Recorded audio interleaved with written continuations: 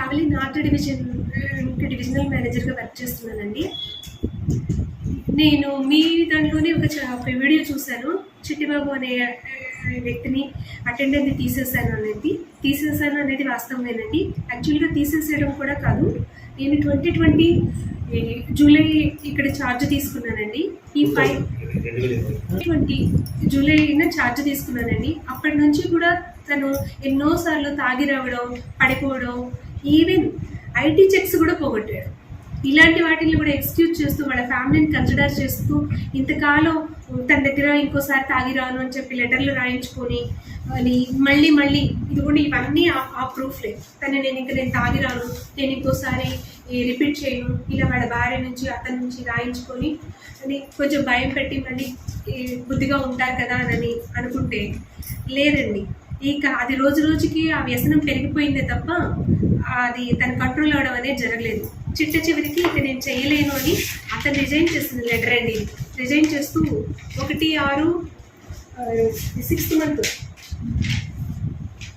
1/6/2025 రాసిచ్చింది letter. ఇంక నేను చేయలేను అని చెప్పి నేను మానేస్తున్నానని చెప్పి లెటర్ ఇచ్చిన తర్వాతే నేను వేరే వాళ్ళని, అది కూడా ఒక ఎస్టీ క్యాండిడేట్ని తీసుకున్నట్టు జరిగింది. అత్యంత నిరుపేద కుటుంబం నుంచి ఉన్న వ్యక్తిని తీసుకున్నాను. అండ్ మోరోవర్ ఇవి ప్యూర్లీ టెంపరీ ఉద్యోగాలండి.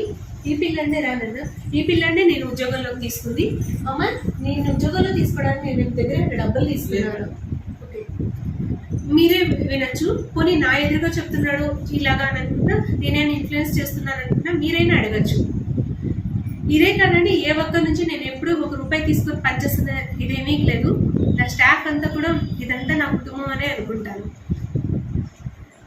ఇలా అన్యాయంగా అతను ఆ వ్యసనం వదిలేసుకొని పని చేసుకోగలగాలి. కానీ చివరికి అతను ఎలా అయిపోయాడంటే, తాకుంటే ఈవెన్ మాకు ఏదైనా కాఫీ పెట్టాలి, టీ పెట్టాలి, చేతులు ఇలా వణికే పరిస్థితిలో ఉన్నాడు. వాళ్ళ మిసెస్ని రాసిచ్చిన లెటర్స్ కూడా ఉన్నాయండి ఇందులో, ఈ నోటీస్లో. ఆ మిసెస్ నుంచి చేసుకోమని కూడా చెప్పాను. నా భర్త బతుకుండగా నేను ఎందుకు ఉద్యోగం చేస్తాను అన్నది. కొన్ని మీ పిల్లాడు ఎవరైనా ఉండే చేసుకోమనమ్మా అంటే, మా అబ్బాయి ఆల్రెడీ బ్యాంక్లో చేస్తాడు, నా కొడుకు ఏం కర్మ అటెండర్గా చేయాలని అన్నారు.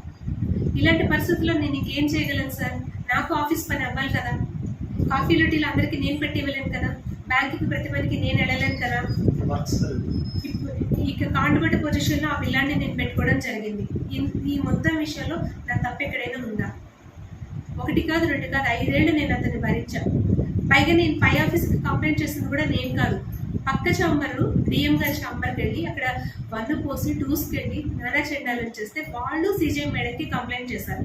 అప్పుడు మేడం నన్ను అన్నారు, అరుణ, నీకు ఇదేనా ఆఫీస్ని డిసిప్లిన్తో చూసుకోవడం, నువ్వు యాక్షన్ తీసుకోలేదు అతని మీద అని. ఇక సహనానికైనా లిమిట్ ఉంటుంది కదా. అన్ని లిమిట్స్ క్రాస్ చేసిన తర్వాతే ఇక నేను చేయలేను అని అతను లెటర్ ఇచ్చేసిన తర్వాతే నేను వేరే వాళ్ళని తీసుకున్నాను. వీటన్నిటిలో నా తప్పు ఎక్కడైనా ఉంటే మీరే చెప్పండి.